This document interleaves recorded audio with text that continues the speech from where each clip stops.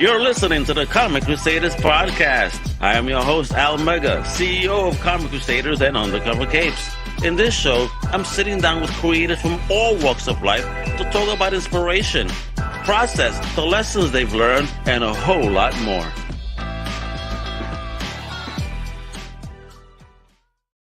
Well, what I mean, this is your boy Al Mega. Welcome to a brand new Comic Crusaders podcast. And today, I'm excited.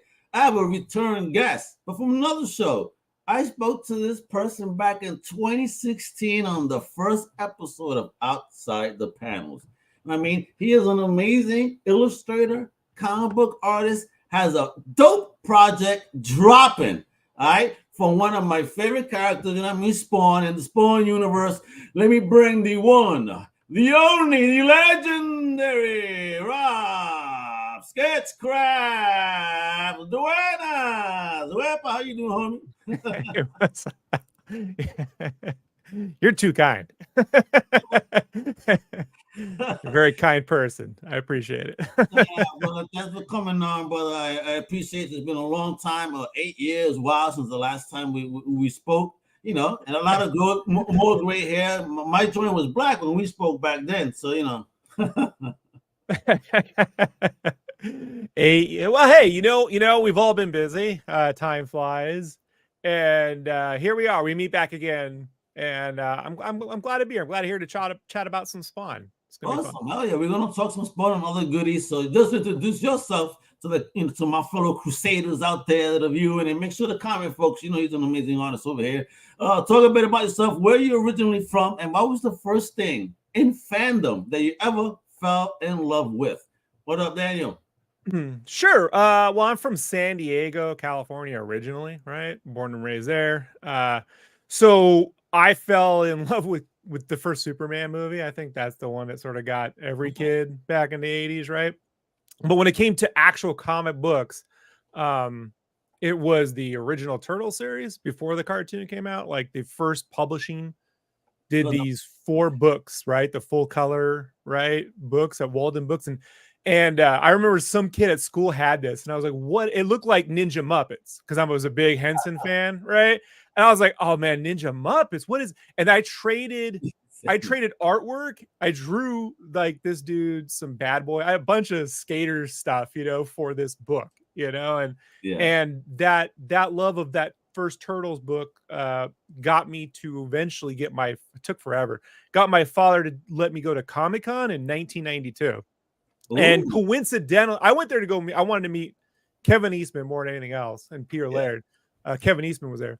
But that's where I discovered Image Comics. Like the launch was there. I just walked in on, where are all these people? What is going on? What is it? It's like, it looks like Spider-Man with the What's cape. going on here? It's one of those movies. Definitely, right? The white kid puts it on, he goes and says, what's going on here? yeah. Well, this is dope. This is amazing. And I knew Todd's art just because the art, there was this Spider-Man cover where he punches the Hulk, into the logo, right? Yeah.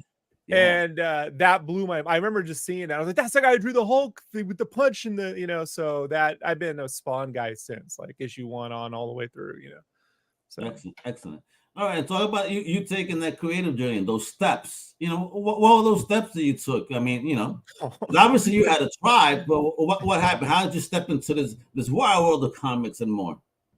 Comics? Well, I mean, look. How did you even start?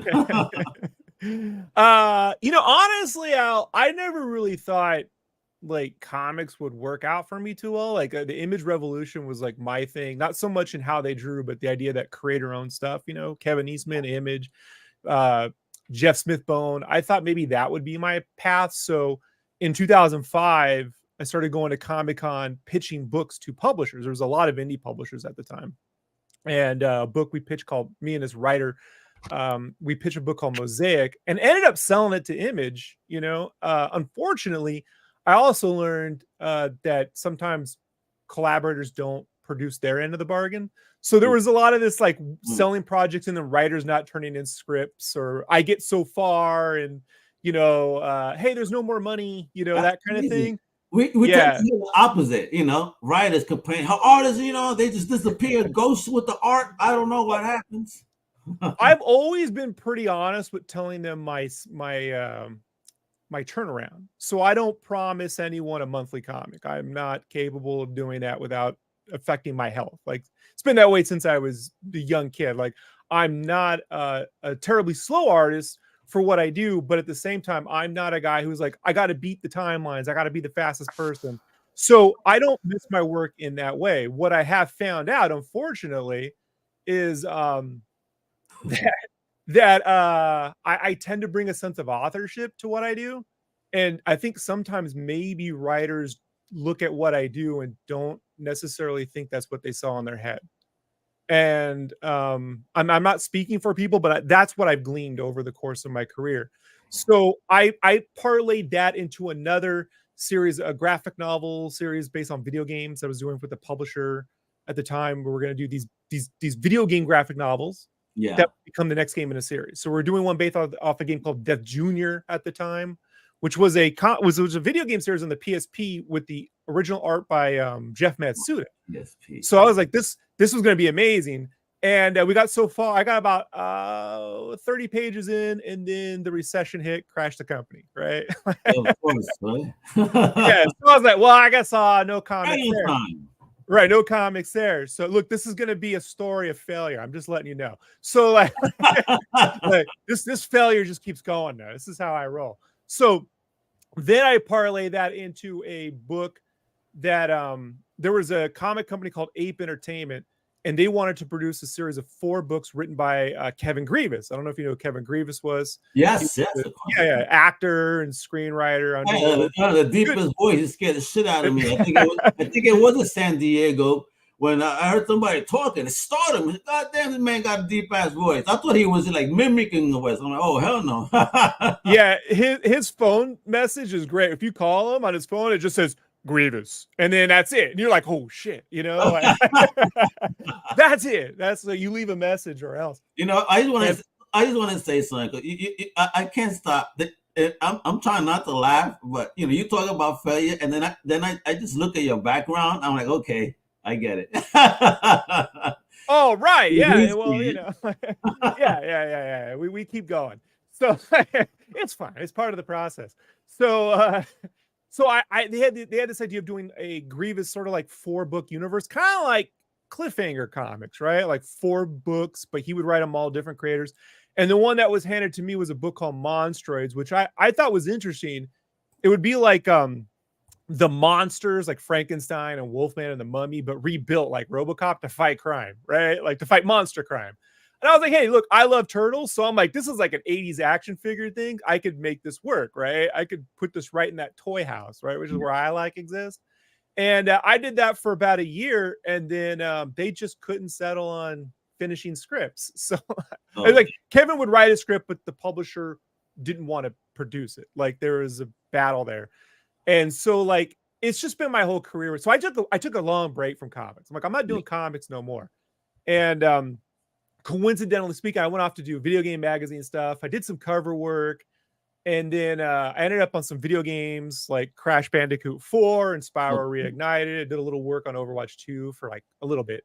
And then out of the blue, Todd McFarlane DM'd me on Instagram, said, hey, how would you like to draw some Spawn Kills Everyone at the time? He was just saying another Spawn Kills Everyone series. And I was like, seriously? Like, because it was weird. I had just done an interview where they were like, you know, Rob, do you have any dreams or life goals? And I'm like, man, I'm getting up. I'm not getting any younger. So it's like, I don't see how my dream of working with like that Image Comics thing would ever happen, given that I draw.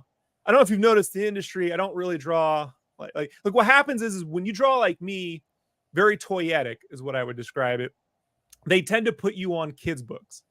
Yeah, and I'm like, no, that's not where I exist. I don't exist. Like, I want to. No. Your mind is too twisted. Your art is too twisted. I mean, yes, it's cutesy, but guess what, folks? All right. To be fair, it could be more action oriented. But yeah. Like so, but they keep putting you in this category of like, oh, you can draw like the Yokoi Watch covers, which I've done, and I'm like, yeah, you know, I don't really. So I didn't think that would happen, but Todd hit me up and I'm like, hey, here's an option, you know, like this. Did you believe it though? When he slid into your DMs, did you believe it? Did you think it was the real thing, or you thought somebody trying to scam you? Did you double check? Or did Well, you I know? always double. I mean, it's the official verified account, but yeah, I Oh. triple back. I mean, like it's pretty easy. Like, luckily, it's verified accounts still mean something on Instagram right now. Okay. So yeah, it was verified, and All right. that process was like, hey, email this person at, and then they hit you back, and then you do, and a Zoom meeting. So yeah, I mean, when Todd shows up on the Zoom meeting, I'm like, well, this is the most elaborate catfish I've ever seen, or well, long as they don't ask you for money, Is it they're a just deep asking fake? you. Yeah, that's a lot of effort. So a lot of effort. But I do think, like, I want to give this a piece of advice to artists. Like, my career sort of lived on this. Like, I think everyone's always pushing to get more viewership, right? More subscribers, more viewership, more views, more likes. And that's amazing. That's good. We can't control that. The algorithms have changed. I've been online since the 90s, right? I've been online since 94, 95. In fact, in Spawn issue well, in Spawn issue 45, I'm in the letters column with my AOL address, Robin586, asking them when they're gonna make Sam and Twitch figures, because I had Sam and Twitch for my boys. And that's when Todd said, we're doing it now, so, like, cool. Like, I've been on there for a long time, and I've seen how, like, from the Wild West to now, how it changes. So my philosophy has never been, go for the most. It's, I just need that one right person to see my stuff. And that's how, like, I ended up on games. I did some weird Crash Bandicoot art, like, as an experiment, because I was doing a lot of corporate art at the time. And I was like, man, they never let these characters breathe like they did in the 90s. Like, like, they always want to, like, cutesy them up, smooth them out too much, right? They don't want any rough edges. So I did something that I'm like, I did a drawing of Crash Bandicoot that would never get approved. That's what I always say, right? Approved. This will never get approved. And then 2 years later, that drawing lands me on the team, right? Nice. Like, so you only really need one person to see your stuff. And so what I would say is, if you are able to tap into your authentic self, the thing that you would make with no obstruction, right? I do believe that can break through to the right person. Although, with the giant influx of AI imagery flooding sites like Pinterest and stuff, it may get more difficult. I don't know. We don't know where we're at with that right now. But I think you can still tell the difference between the real deal and the AI. Still, hasn't gotten that especially with imperfections. So the more you reach yourself, like how your mind sees things, you will have imperfections, right? Those things that fans go, this is look, I love fans, right? I'm part of fandom, but just hear me out here. They can mistake mistakes, right? Or people's signatures for mistakes. So it would be like, Rob, your anatomy messed up. It isn't. I've drawn through the drawing. I've flipped the drawings. The anatomy is right for this universe. And so, like, my anatomy has always been based on what's right for the universe of the story. In that, let's say you take Calvin and Hobbes, right? You take Charlie Brown, you take Garfield. None of those characters work in real life. The anatomy isn't messed up. They're solid drawings.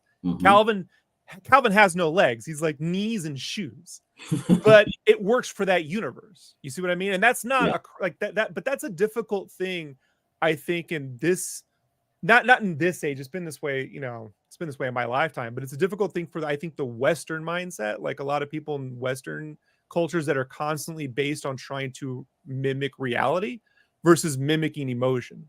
So I think that maybe the translation would be, I find, like, I look at Todd's work on Spawn and those first 20 issues of Spawn and his Spider-Man work.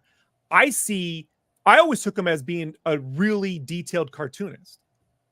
Like, I was like, this isn't just, it's exaggerated. People never move that way. I'm like, no, cartoons move this way. It looked like a really detailed animated cartoon.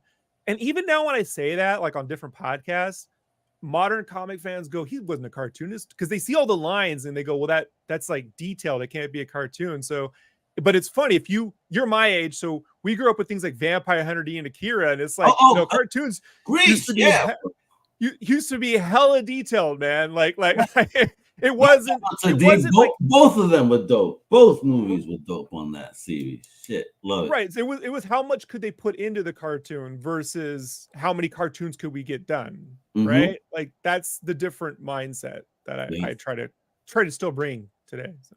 Yeah, talk about bringing. I mean, look, that's the medium is there. I mean, look at the madness over here going on. Holy smokes! When they start digging into Spawn kills every Spawn.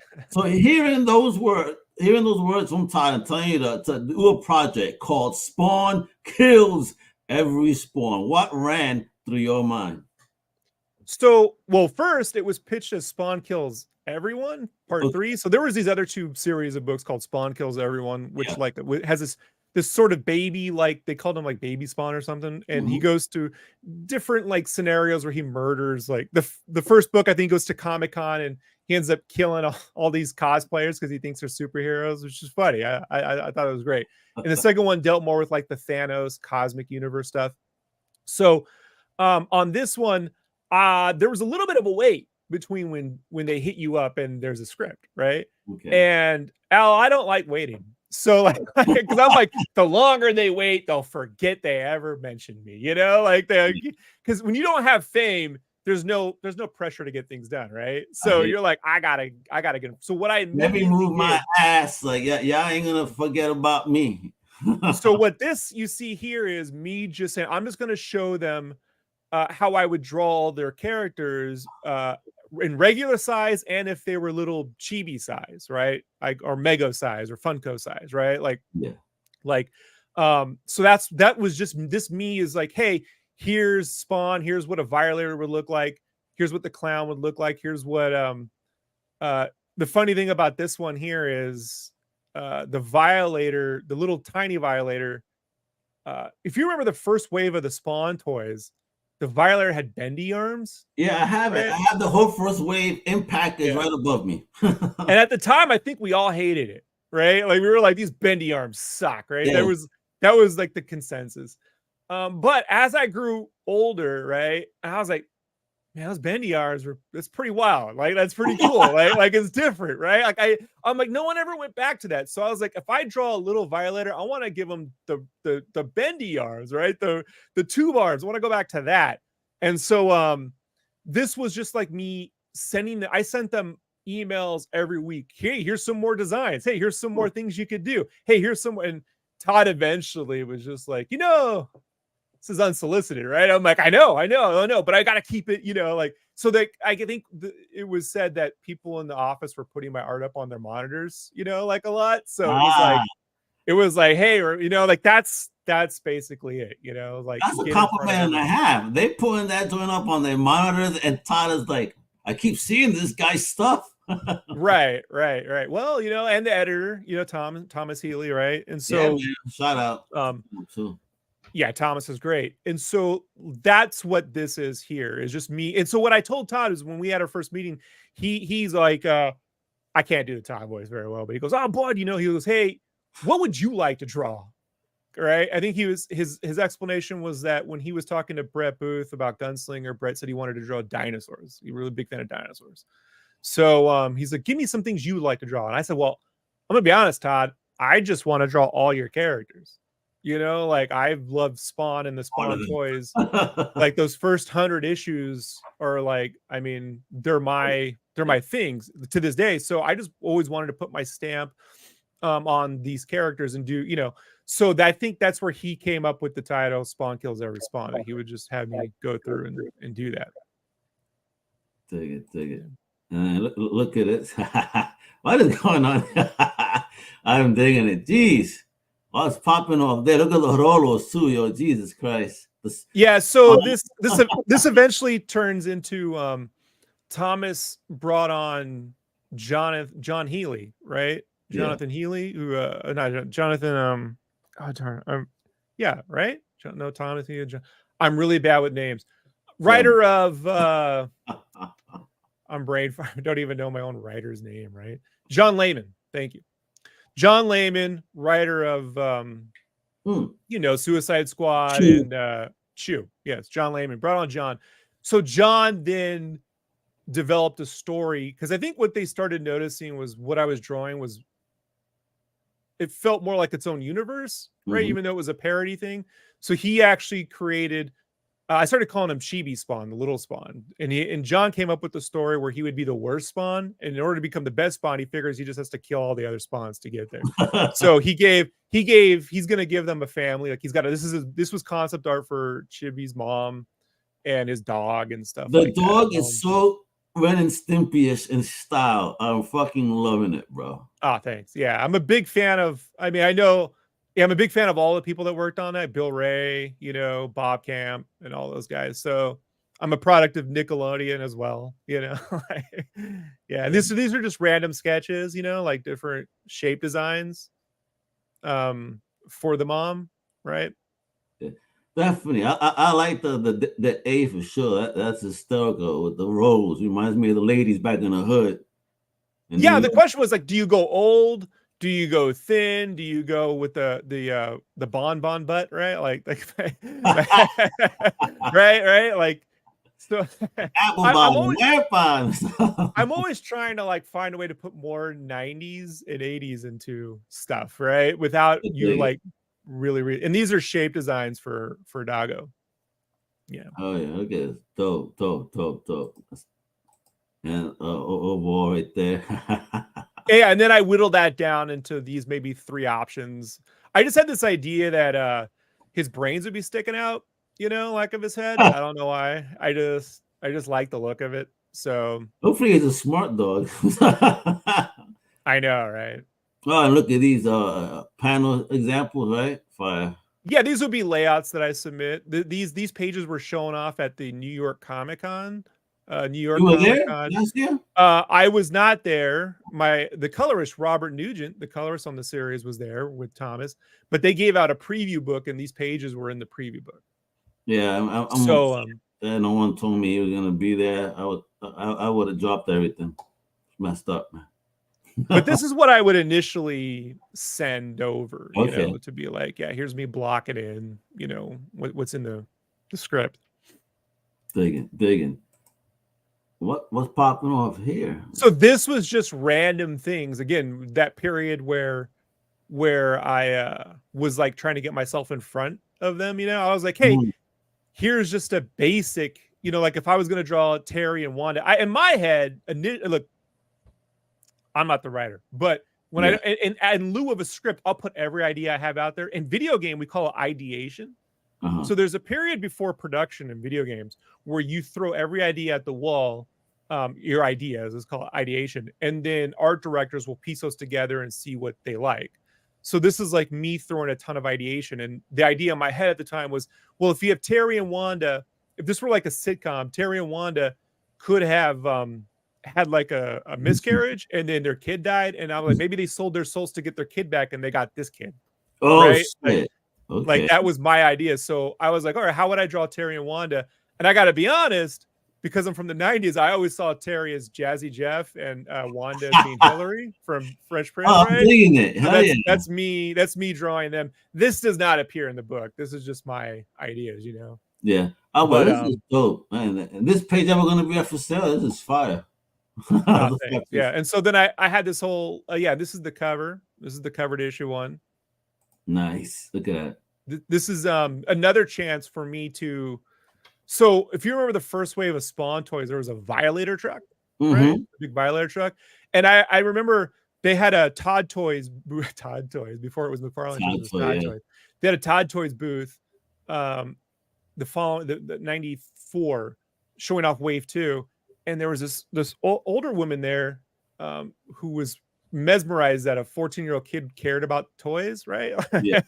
But I was bugging her because they had the original prototypes for like the Badrock figure and the Malboja figure, and those things are twice the size. The prototypes, those physical sculpt prototypes, were twice the size. Really? Yeah. So I thought those were the final figures. I was like, these are going to be amazing. They're not. But I went there saying, hey, the Violator truck was cool, but it didn't have a tongue. That's ridiculous. Like it needs a tongue, like a sticky tongue. I'm like, remember sticky hand? You throw it at the wall, and you like wrap around Spawn. And she was just like, "You're too old to be caring about this stuff, right?" So this was me. She only knew. I thought it'd be fun to draw the Violator truck, but actually give it a big ass tongue. You know, you made his dream come true. Yeah, I'm just getting to make my stupid. Well, another dream I've always had was a Spawn. So as we know, Spawn always has bats around, right? Like he's always flying around bats. But I'm like, why doesn't he ever have like a Snoopy or an Alfred or an Odie, like a little partner that does all of his stuff for him, right? Like a bat, you know, in the like a Batman, right? Like if you know the British speaking of that guy, you know, the servant who goes around and helps you out, you know, your little lackey. So I always wanted to give Spawn like a little bat familiar. So I started drawing this guy I call Buddy, because Todd always calls people Bud. I'm like, hey, he'll be his buddy. It's his buddy. It's buddy. It's buddy. So this was not in the script. I just kept drawing it. Yeah. In every page, you know. Like, so he's got a little bat bud with guns, and he's the dude that like takes his cape off and hangs it up, takes his hat off, gets him a towel, kills people for him, you know, like that sort of thing. And sort of a silent partner. The dream partner that everybody wants. You know what I mean? Right? Yeah. You know, you Charlie Brown has a Snoopy, or Snoopy has a Woodstock. There's always a sidekick to a sidekick, right? Yeah, there should. Actually, yeah. Oh man, I can't wait to like see what's popping off of this book. What's going on here? These were cover comps. I gave Todd 4 different ideas. So the first 2 were reflective of like, hey, there's him with the gun on top of a bunch of Spawn corpses, or maybe him with the giant Reaper on top of a bunch of Spawn corpses with flames in the background. But then I was like, I love the toys, so I was like, I'm gonna do the Violator truck and the Spawnmobile. You know what I mean? I want to see if he bites, right? Like, and then he picked the truck. He was like, I have a Spawnmobile I found at a random comic book shop. And when I looked at the back, it's signed by Al Simmons, Todd's boy. And I asked Todd about that. It's a real thing from way back in the day. Oh shit. Yeah, he used to dress up as he was there. He'd dress up in the Spawn costume and walk around and stuff. It was pretty wild. Damn. Yeah, the Comic-Con of the 90s is not like everything changed at Comic-Con when the Spider-Man movie came out, and it became like about Hollywood. But before that, the 90s, it was like the Image Comics were like the MCU and the DCU and the Star Wars reveals. So, and every Image Comics guy seemed to try to up the next Image Comics founder. So Todd would have his toys there. He'd have the Spawnmobile. Al would be dressed up in a Spawn costume. And then the next year, Liefeld would show up with a Youngblood jet. You know what I mean? And like a giant Bad Rock, you know, life-size figure. And I thought this was normal. Right. I was like, this is going to be, we're all going to be doing this. Yeah, this is going to be great. Right. I can't wait. And no, I had no idea that this is not normal.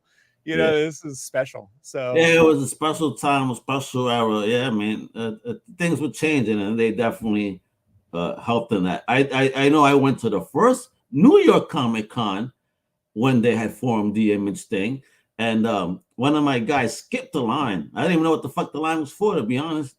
Then I see Jim Lee, Rob Liefeld, Tom Fallen, but the only one that didn't have too many people was Rob, right? So I said, oh shit, hey, I have a cable card. Remember the cable hologram card? Yeah. So I know Jim Lee drew it. I said, Dan, the only thing I got is, can you sign this for me? He goes, but I didn't draw it. I said, but you're still the daddy of cable. He goes, that makes sense. And he signed it. He's since seemed to come around to that, right? But at the time, it wasn't that way at all. I mean, even the Extreme Studios guys, when you got like a sketch, we would only draw the Extreme Studio stuff, right? So you're like, all right, well, you got a guy that looks like Cable. Could you draw that General, whatever his name is? You know, you're like, yeah, you know, Colonel, whatever.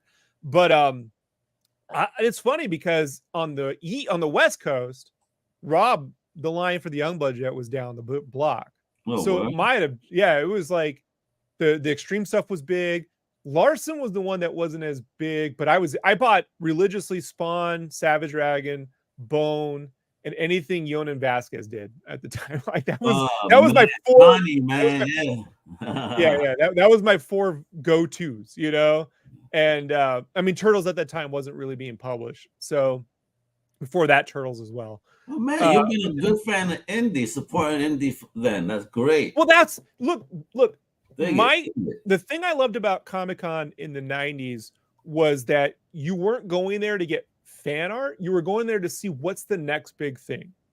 The next big thing, you know? And so when the movies hit, I remember that year I was looking out to see what the next big thing was, and there was this book came out called Owly, right? And I was like, this is the best thing I've seen at Comic-Con. Owly and Kid and Hero Bear. There was the Kid and the Hero Bear. Okay. Mike Kunkel did a Hero Bear book. If you ever seen that, it's pretty amazing art.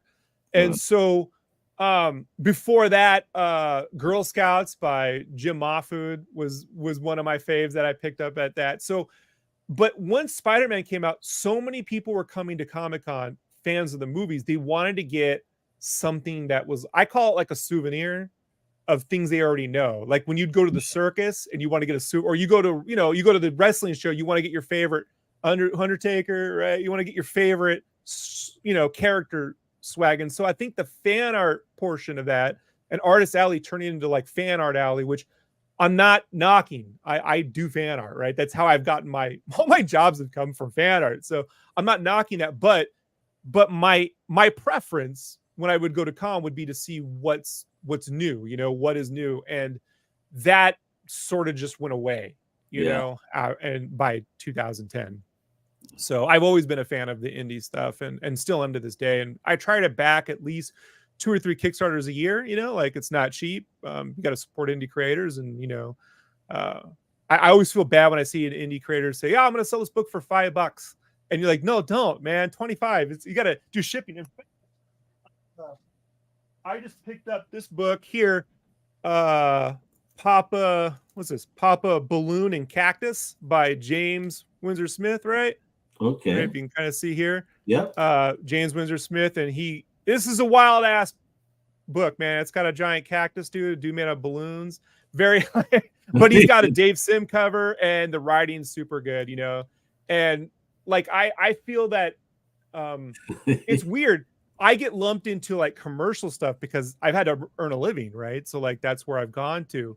But I've tried to always inject that indie spirit as well into what I'm doing, which, admittingly puts you in a weird position. Sometimes you fall in that middle category where you're not quite indie enough for indie people sometimes, or not quite, mainstream enough for the mainstreamers. But I do feel like, look, I don't know. For me, it's worked out long term. I think there's more people out there who can notice when something's different, even if they're looking at the same thing. Does that make any sense? Like this Spawn, I think looks different, right? But it feels familiar, right? Like you're like, oh, this feels, but this is okay. Like I don't know. I get it. I get it 100, man. Definitely, it's that feeling. But it's in my mind, because buying it from the early days, being a child, 80s and 90s. I see the humor in it, being a fan of what the remember that? Yeah. Seeing stuff like cracked and mad. So I dig stuff like this. Yeah, it's nice to see your characters be made fun of in a humorous way and enjoy it. Have some fun. Well, the trick is to have fun, but not to make fun of. Like that's where that's where I feel like there's a difference between how do I say this? There's a difference between maybe what Mad Magazine did to an extent.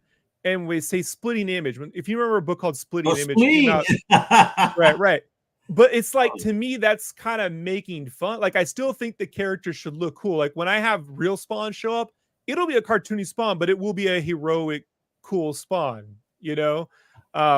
However, when I've made a character who will then be the parody, right? So like you're able to stretch and bend and do things. But at the same time, like here, he's put this script on this page was like, Chibi has a flamethrower and he's igniting all these spawns on fire in hell.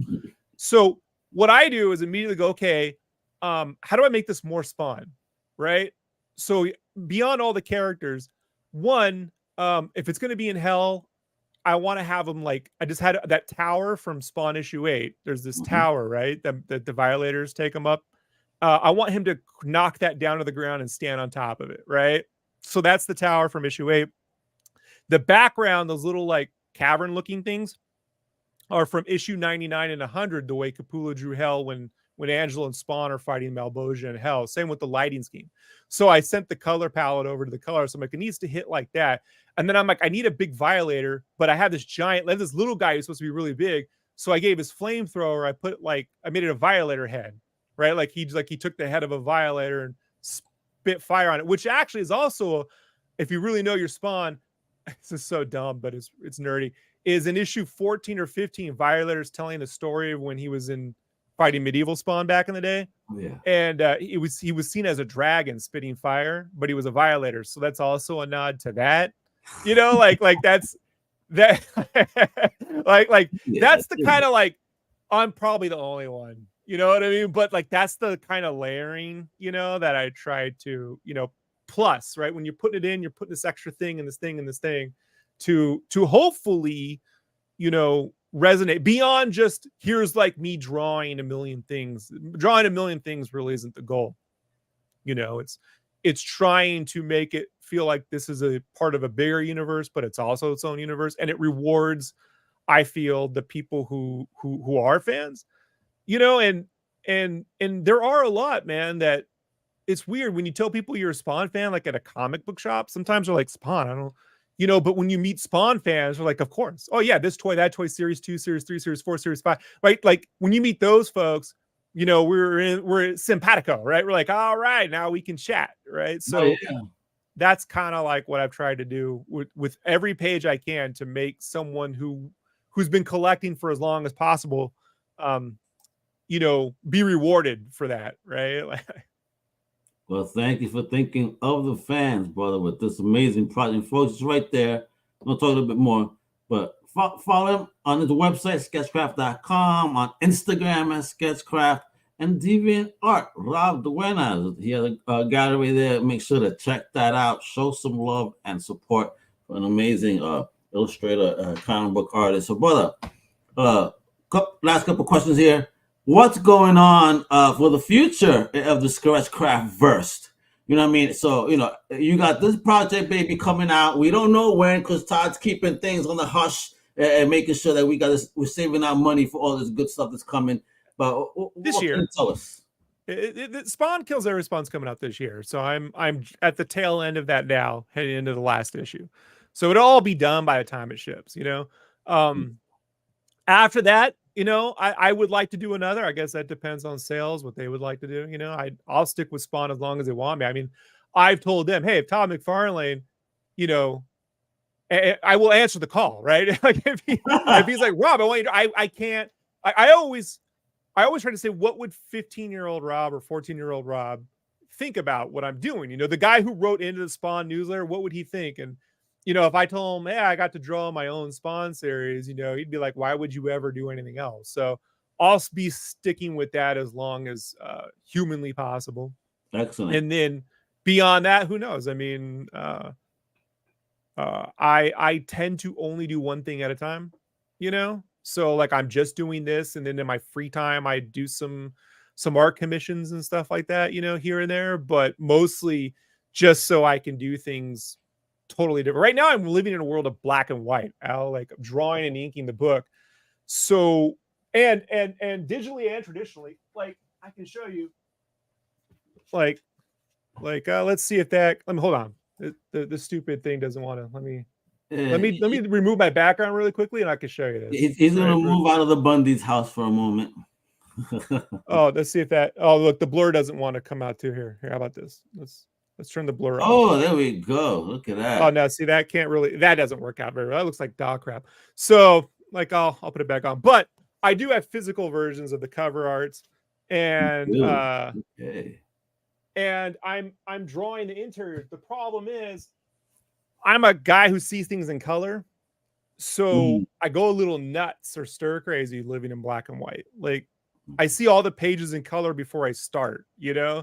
So like it's helpful in that I can say, hey, to the colorist, here's where I think pages 1 through 7 should go, and 3 and 4 should be like this, and blah, blah. I can give them a color story before they start, because I'm drawing for it, but I need to paint in color. So that's sort of like what I do commissions and stuff for. So it's just commissions, and if they want me to do Spawn, you know. when we getting some variant covers, then I mean, 'cause if we're doing this, we gotta start getting some Sketchcraft variant covers out there. Then I think that you'll have fun with that, and hopefully be allowed to do all parts of it, coloring and all. Like I tried that once. We'll see. I did some variant. IDW did a series called First Strike back in 2017, right? I think around the last time we spoke, and it was like a crossover between Mask and Transformers and ROM. And I was supposed stuff, yeah. Yeah, and I was supposed to be the lead cover artist, and they got Will Spartasio instead, rightly so, smart. And said, you'll be like a variant cover. I was the D cover. Now, problem with that, Al, is variant covers are usually, you kind of need a name to move them, right? Yeah. So I was like, wouldn't Wills be like the great A variant? Like, wouldn't that be the retailer? And be weird to put Wills on the basic cover, right? Give the retailer incentive. Weird business model. So I did these covers, and they told me I was the lowest selling variant cover they've ever had. Oh, damn. I was like, all right, well, fair enough. Thanks. Yeah. So I don't know, like I don't think you're gonna have to worry about that. Once everybody runs through this book and sees how fire it is, and after that, that's it. Every damn collect out there. Oh, you got that CGC Sketchcraft variant? It's coming, brother. It's coming. We'll see. We'll see. I'm very I'm proud of the work I do, but we'll see if anyone notices, like, please go notice, go check it out. But check out this book again. Dropping this here, folks. It's gonna be fire. This is like a big Spawn year, especially during this opening of the year. 350 coming. A whole bunch of new titles. Getting back to the 90s flavor, from what I understand. Because 350 is going to be an amazing jumping on point, bringing it back a bit. So, and then with what Sketchcraft is doing here, dude, I mean, and everything else coming. An exciting year to be a Spawn fan, baby. That's for sure. So I need you there with me when I wake up in the morning now. All right. I need you right when I come in the studio, right? Like going to the ring, right? Like I just need that right there. You're like, that's right. Yeah, this is the best. Let's do it. Maybe I should start doing a morning wepa show. Let's go. Now, what's up with Comic-Con appearances thus far? Anything planned? I've asked about that. I asked especially for Comic-Con last year. As I was told, what generally happens is, though, when people go to see Spawn stuff, they kind of just want to meet Todd, right? Which makes 1,000%, right? Like, so I said, look, if you would like me to be at a con, you know what I mean, to promote the book, there's no way I won't go, right? But at the same time, I totally understand if that doesn't make sense, right? Like, if you want to, let's be honest, do you want to meet me or Todd McFarlane? Think about it. You know what I mean? So if there's a place for that, certainly. On my own, I don't do the convention circuit. I stopped doing that last time we spoke, 2016, 2017. Oh, wow. Okay. Yeah. I don't do well in that scenario. I don't know why. I just don't do well in that scenario. So it's not your thing, brother. You get out there, you work, you produce beautiful work. People handle you differently when they art from you. You know what I mean? Hit you up. Where can they hit you up though? If they want? Oh yeah, well, Sketchcraft. You just type into Sketchcraft in the internet, and everything comes out right there. Like, that's it. So I do right now. I'm not streaming as much, but I am going to be doing on the weekends what we call like a workout, like a drawing workout, where we can work out different things like perspective construction, blah blah blah blah blah. Cool. And I'm also doing now what I call the NDA podcast. So, right, it's called Not Drawing Anything. So like when I'm working on secret stuff like Spawn, I can't share it. I just put the camera on me with a background like this, and then we just chat while I draw. Like, I can't, you know what I mean? I was like, because how do you I can't show you what I'm working on. And when I can, I will. I'm recording and we'll go through and all that stuff. But in the meantime, you do want to be able to chat with fans and fellow artists and stuff. So right now I'm doing the NDA podcast, and then on the weekends we're going to do, I don't know if I'm going to call it Sketchcraft Workout or Sketchcraft Saturday School or something, but something where we can focus on just fundamentals, you know what I mean? A lot of fundamental stuff, and in a way that is not shorthanded. It's not like I don't believe in 5-minute videos for art. I couldn't learn art in 5 years, let alone 5 minutes. So I don't care about the algorithm in that way, you know. So that's what we'll be doing moving forward. I cannot wait. And folks, this is what it is. Again, follow the big homie, Sketchcraft.com, Instagram, Sketchcraft. Even art, look up that whole dope gallery you got, not on the Sketchcraft, but Rob Duenas, right? Let them know, show the love for independent art. All right, well, again, as a fan of Spawn, you know, and not speaking in 8 years, seeing, you know, how you maneuvered it out here, awesome. I really can't wait to have this book in my hands. And when you do hit the concert, you know, I hope you come through to the Northeast too, so I get my copy signed, right? We're gonna make that manifest, bro. What's the biggest thing you would like to manifest in 2024 before we go? Oh, I'd like to cure COVID. Like, I think we could all just be done with it, you know? Like, I'm tired of seeing people get sick. I'm tired of worrying about whether I can drink a soda at a movie theater. So like, I'd like to peace on earth. Like, that's what I'm like. is offering himself to become a Spawn. He will sell his soul and become a Spawn to be rid of COVID. But he could be, you know, I would. You know, if I had, you know, like, my face isn't getting better as that age, so it's a fair trade, you know. I'll take the hamburger head. Why not?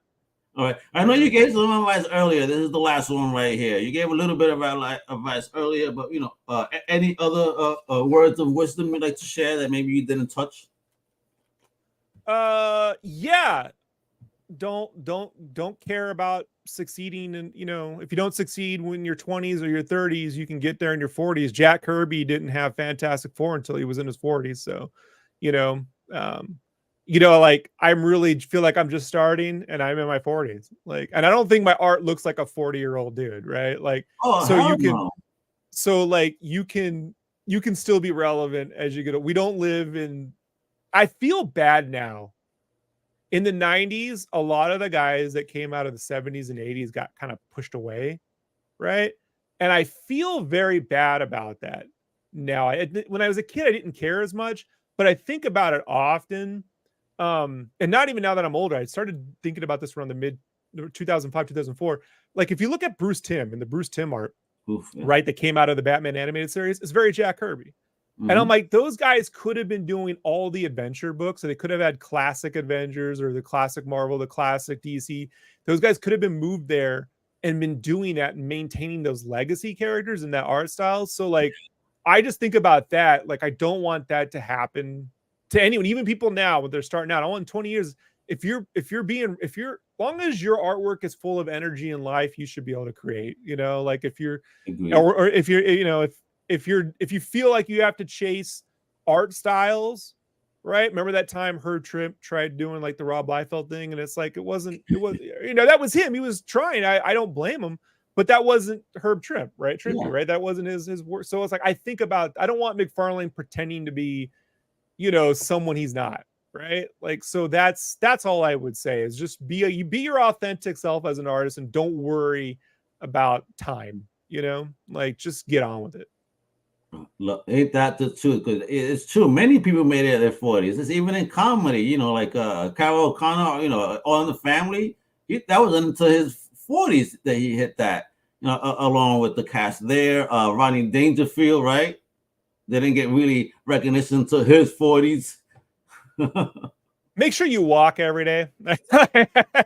Like, seriously, at least an hour. I know it gets into my work schedule, it cuts into work, but I got to tell you, man, that's how Stan Lee kept fit. And, you know, I'll never forget the time Kevin Smith said on the set of Mallrats, he was just mall walking all day. He's like, come on, Kevin, let's go. And he's like, man, I'm not, fucking dude's walking. Like, it's walking so fast.